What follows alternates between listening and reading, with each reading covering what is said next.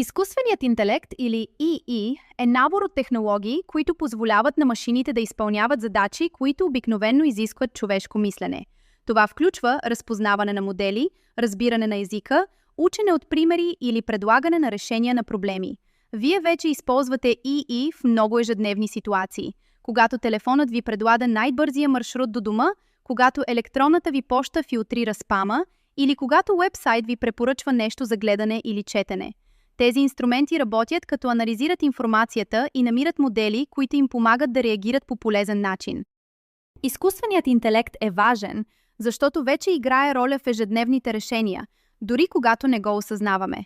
Той помага да организираме срещи, да превеждаме съобщения от членове на семейството, да ни води по време на пътувания или да ни предупреждава, ако нещо необичайно се случи с банковата ни сметка.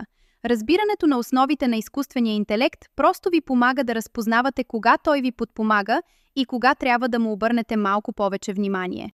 Не е необходимо да ставате експерт по технологии, но знанието как работи изкуственият интелект на основно ниво ви дава повече увереност. Можете да използвате инструментите по-безопасно, да избягвате често срещани грешки.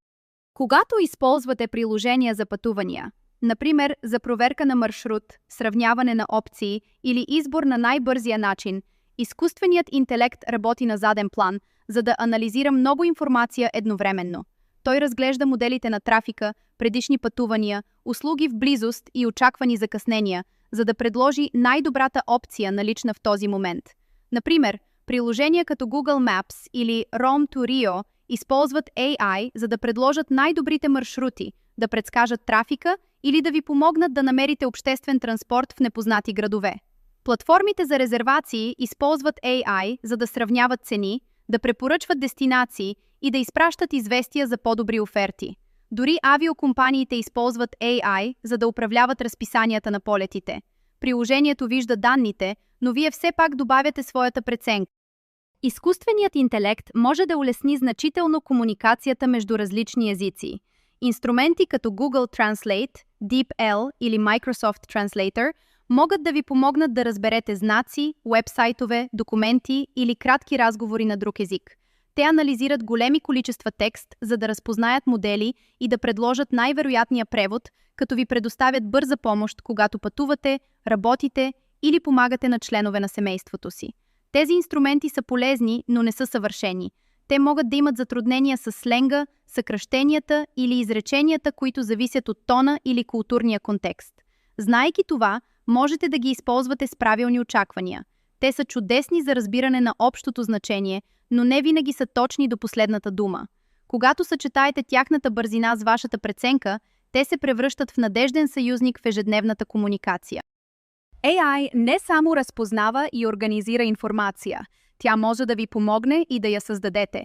Много инструменти, които вероятно вече сте виждали онлайн, като ChatGPT, Gemini или Claude, могат да съставят кратки текстове, да пренаписват съобщения, за да ги направят по-ясни, или да предлагат идеи, когато не сте сигурни как да започнете.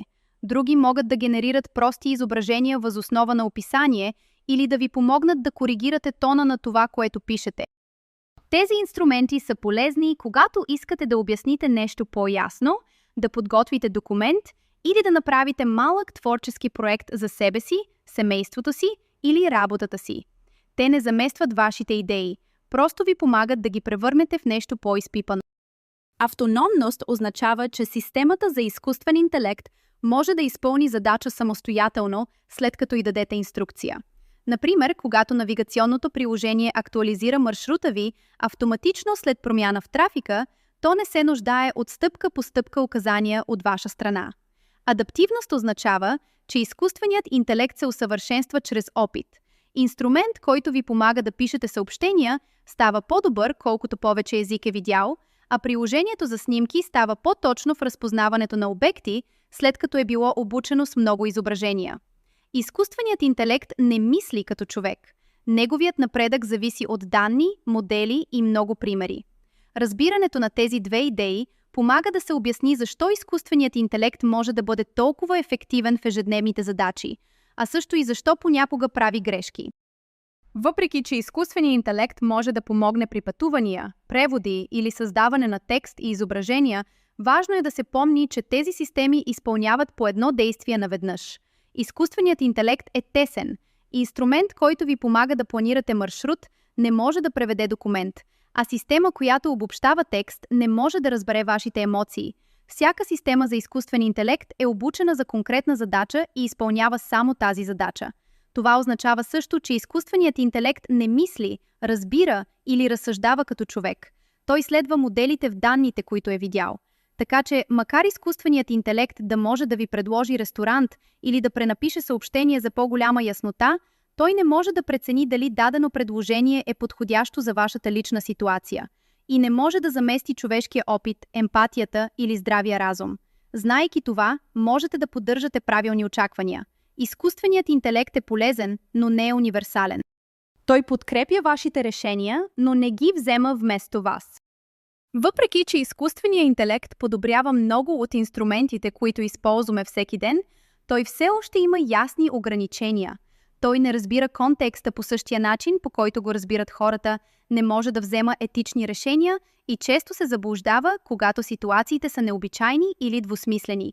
Както казахме, изкуственият интелект не мисли, чувства или използва здравия разум. Поради тези ограничения, Европейският съюз създаде Закона за изкуствения интелект – набор от правила, които помагат да се защитят хората, когато изкуственият интелект се използва в чувствителни области, като здравеопазване, наемане на работа или публични услуги. За повечето ежедневни инструменти, като приложения за превод, предложения за пътувания или помощ при писане, рисковете са ниски, но все пак е важно да сме наясно с тях. Разбирането на това, което изкуственият интелект може и не може да направи, ви помага да го използвате с увереност, без да очаквате той да замести човешката преценка. Разбирането на ограниченията на изкуствения интелект всъщност ви помага да използвате тези инструменти с по-голяма увереност и по-добри резултати. Това, което прави добре, проистича от 4 основни способности.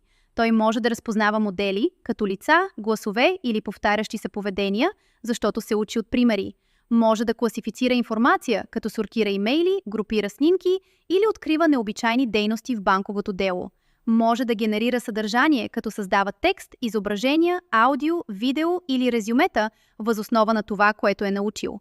И може да прави прости прогнози, като предлага най-добрия маршрут, препоръчва филм или прогнозира времето за утре. Тези способности не означават, че изкуственият интелект мисли или разбира света като нас. Те просто показват как изкуственият интелект използва данни, за да подпомага конкретни задачи, често по полезен и ефективен начин. Направихте първите си стъпки в света на изкуствения интелект. Сега сте по-добре подготвени да разберете как работи, къде се използва и как да подходите към него с любопитство и внимание. Като продължим с това обучение, ще откриете практични начини да приложите изкуствения интелект в живота и работата си, отговорно и ефективно. Не забравяйте, че изкуственият интелект е тук, за да остане. Научавайки повече за него сега, ще можете да се адаптирате, да останете уверени в дигиталния свят и да подкрепите другите, които също започват това пътуване. Нека продължим напред, заедно.